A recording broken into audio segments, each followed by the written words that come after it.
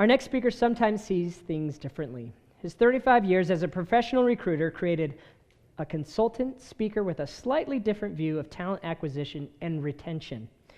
Speaking on making your company roar with Recruit, Onboard, and Retain, help me welcome Bill Humbert.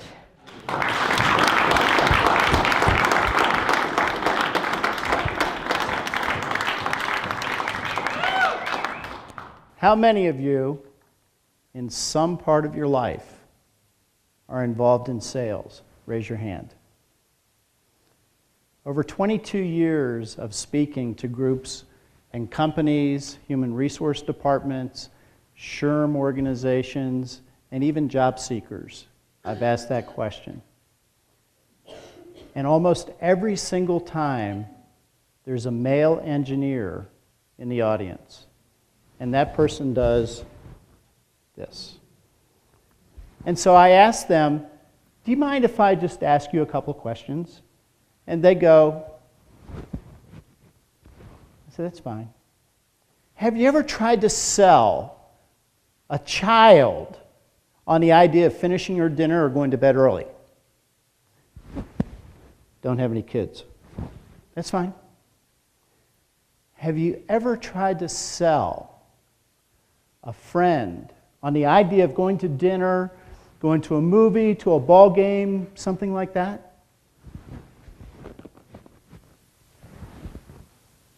Now I know why he doesn't have any children.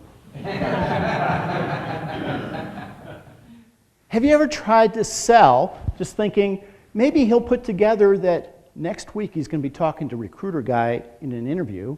Have you ever tried to sell a coworker on a better way of doing things? That's fine.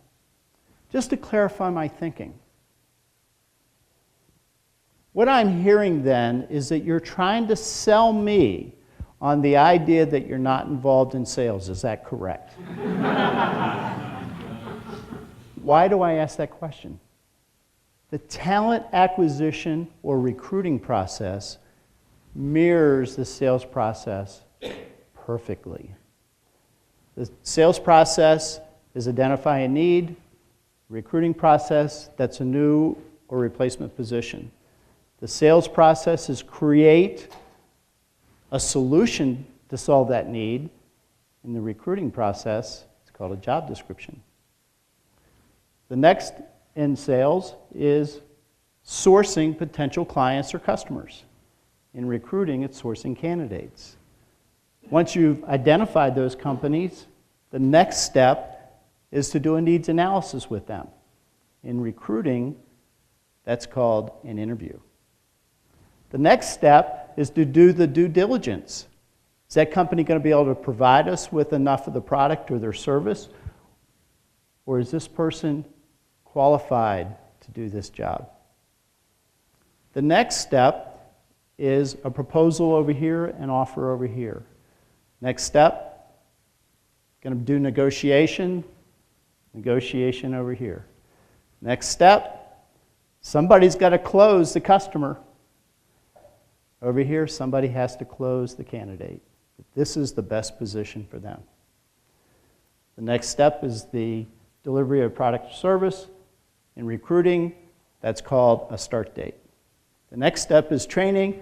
That's called onboarding. Next step is retention, and that's retaining the top employees. Why is talent acquisition so important to a company? Consider 1976. Steve Wozniak and Steve Jobs got together and they formed a company called Apple. Some of you have probably heard of them. In 1985, September 16th, 1985, Steve Jobs left Apple Corporation and started another company called Next, another computer company. And at that time, Apple was penetrating the education market and doing a great job. Fast forward 12 years. Apple is going into bankruptcy. They bring Steve Jobs back, and what happens after that? How many of you have heard of the iPhone? Raise your hand. Some of you. There's one over here. How about the iPad? Raise your hand. What Steve Jobs did was he made Apple an iconic company all over again. That's the importance. That's the difference of one person. So let's look at the recruiting process. You identify the need. You need to find a person who's going to be a replacement or a new employee. You create a job description. Now, where a lot of companies go wrong is they don't create a good job description, one that effectively talks about what that position is going to do. And therefore, they source the wrong people, and out of that pool of the wrong people, they interview the wrong person or people. Then they select the wrong person, and then they hire the wrong person, and then 6 months later to 2 years later, they fire the right person. What happened? They went after the wrong person because their job description wasn't correct. Now, here's what a lot of companies do when it comes to sourcing. They post their positions on the internet, and then they pray that the right person's looking at them. Now, I think you'd probably agree that's not the best way to source the next Steve Jobs, correct? There's got to be a better way of doing that. Now, let's talk about interviewing for a second. I've been doing recruiting for 35 years. That's more than 10,000 hours, I think. Think about this. If a manager hasn't been taught how to interview effectively, they certainly haven't been taught how to select the best qualified candidate.